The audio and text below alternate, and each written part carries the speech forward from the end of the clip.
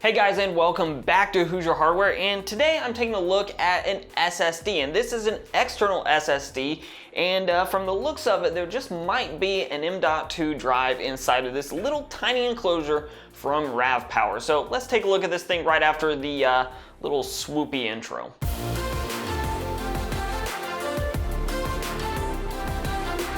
First of all, I need to thank RAVPower for sending this thing out for review because I was really interested in it, as these really small but portable SSDs are quite useful for me in particular, because as I'm using different test benches or different PC systems in general, when I'm benchmarking games, it's really nice to be able to put all of my games onto one drive and then just unplug it and plug it into a different system, and USB is by far the easiest way to do that. Most of the time, I'll admit that I do use just a SATA SSD between systems, but yeah, this thing makes it simple as well. Not that many of you care about this sort of thing, but the packaging for this SSD is actually really nice, and it reminds me a lot of Apple packaging in general. In addition to the SSD, you get all of the manuals that you would normally expect with any kind of tech product, and then there's this box with a carrying case as well as a couple of cables. There's a Type A cable to Type C cable as well as a Type C to Type C cable, so it's very much appreciated because that does allow you to very easily move from using this drive with a desktop PC over to a modern laptop, which is likely to have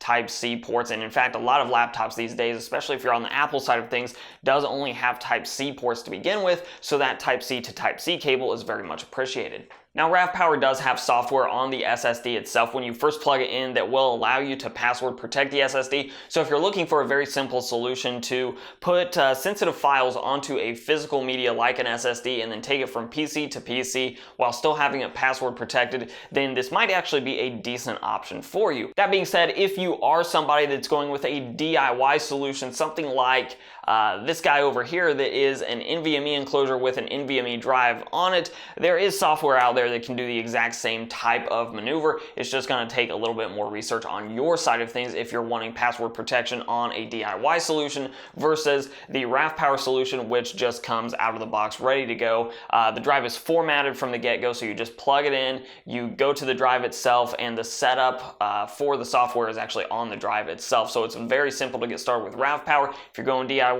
it'll take a little bit more work, but you might be able to save a little bit of money as well. And speaking of DIY solutions, since I already have a very similarly sized enclosure that has an NVMe drive in it as well, it's also a Type C enclosure, very, very similar to the RAVPower enclosure in that regard, I did want to test out the speed differences between the two. And that's where the RAVPower one let me down a little bit. I was really hoping that what we were going to see was an NVMe-like solution inside of the RAVPower drive, and the charts themselves told me right off the bat that I was working with a SATA interface on the RAVPower drive, and upon opening up the RAVPower drive, that's exactly what I found. Was an M.2 drive, sure, but that's a SATA interface, not an NVMe drive, so a little bit of a letdown on that front, as well as looking at the drive and seeing absolutely no DRAM inside. So if you're looking for a very high performance SSD, then the RAVPower one isn't really that. Now, to be clear, it is obviously much better than an external hard drive in that regard. It's just that performance in the way of SSDs go, the RAVPower is not the top of the list. Now, to RAVPower's credit, they did use an off-the-shelf M.2 SSD, so this is something that you could actually replace down the line. For example, if you go with the 512 gigabyte SSD, you could always upgrade the storage by just cracking open the enclosure and replacing the drive, though it is worth noting an NVMe drive will not work with this enclosure, and I can say that confidently because yes, I did actually try to put an NVMe drive in this and no dice. Now, with all that said, the build quality and everything about this drive is actually really solid. Whether you like the glossy black part of it or not, that's sort of up to you, but it does seem to be a nice metal enclosure. It's not going to be fragile or anything like that, and it really does at this point come down to pricing and also what you're looking for in your SSD. If you're just looking for some pretty high-speed storage that is easy to get a hold of, easy to set up, and ready to go, then the RAVPower unit might be for you, though I would caution you At the asking price of like $165, this is probably overpriced, especially because you can build your own solution in an aluminum enclosure with an NVMe drive, which will get you faster speeds, and really at $165, you could even throw in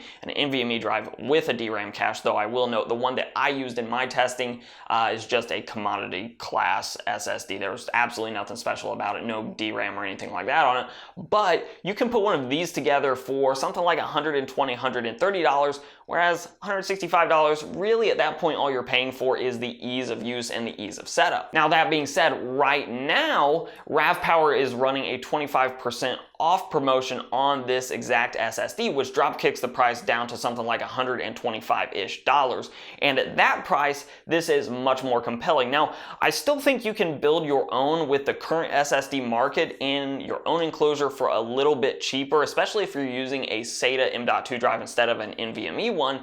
However, with just a few dollars difference, suddenly this becomes more compelling to me just because the ease of setup, it's ready to go. Frankly, the enclosure itself is tiny. Like, this thing is about as tiny as you could possibly make an M.2 enclosure. So I'm really happy with the size and portability of this thing. And it does come with both the cables that you may need for Type A to Type C, as well as Type C to Type C, which not every enclosure is gonna come with both of those cables. You're gonna get full warranty support from RAVPower. So for me, this does really come down to price. If the price is comparable to the DIY solution, then the RAVPower unit might actually make a lot of sense for you. If the price is more at the listed price, where it's a chunk more than the DIY solution, I would just go the DIY solution, because at that point you're really just paying the extra money for the ease of setup, ease of use, and if you really like the RAVPower software, then I guess you're also paying for that license as well. But I do want to hear from you guys, especially those of you that may have picked up a drive like this or a similar drive, or for that matter, a DIY solution. Let me know your experiences down below in those comments. And of course, if you like this video and you want to see more like it, give it a like, share, subscribe, and comment. All those things are very helpful for the channel.